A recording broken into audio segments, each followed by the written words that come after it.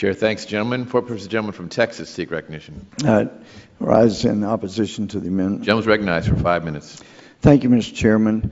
There's nobody in this chamber that is more appreciative than I am for the gentleman from Tennessee and my friend from Michigan standing up for the rights of race, religion, national origin of the Delta Smelt, the snail darter, various lizards, the lesser prairie chicken, the greater sage grouse, and so many other insects who would want someone standing for their religion, their race, their national origin. And I think that's wonderful.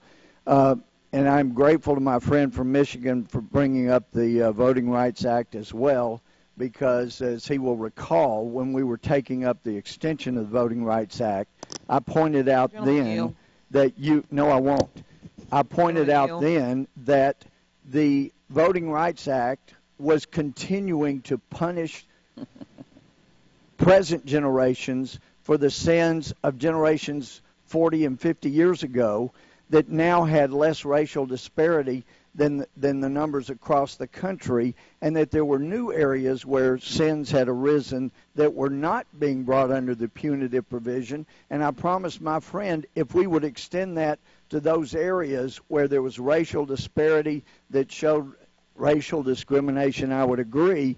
And because there was basically a consent decree between some people on both sides of the aisle, we were overrun, and it took the Supreme Court to point out you can't keep punishing present generations for sins of generations 50 years ago. Now, we're talking about the fish and wildlife lawsuits, and I know that the way it's been going, you've had liberal people in the fish and wildlife who wanted more land, more federal control, teaming up with liberal groups who wanted the federal government to have more land, more control, and take away more private property rights. But I would also ask you to consider, because of what Mr. Collins is proposing, that it may protect interests down the road, because this does require greater transparency. It will not allow some conservative or radical right-wing administration or group in the fish and wildlife to cut a deal with some right-wing radical group,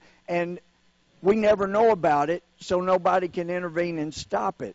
The answer here is what Mr. Collins has proposed, so you don't have some group that's directly aligned with somebody in the administration at that point coming together, cutting a sweetheart deal between themselves to the detriment of the race, religion, and national origin of snail darters and other animals and fish and wildlife. So I applaud my friend from Georgia for bringing this bill, and hope my friends will oppose the I've got to express umbrage at the idea that African American Jews are like snail darters. The gentleman will take note what this bill is about. It's not about race. It's about endangered species. And if the gentleman can point to an endangered species in this country that is a human being, I am with him 100%. I yield.